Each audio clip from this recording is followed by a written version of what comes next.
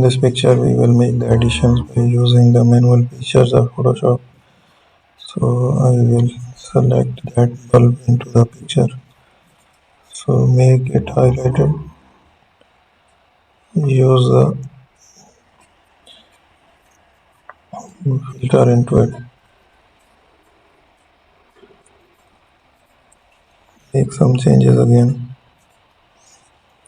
from the gallery filters to pick up there. We will use it, apply the custom shapes there.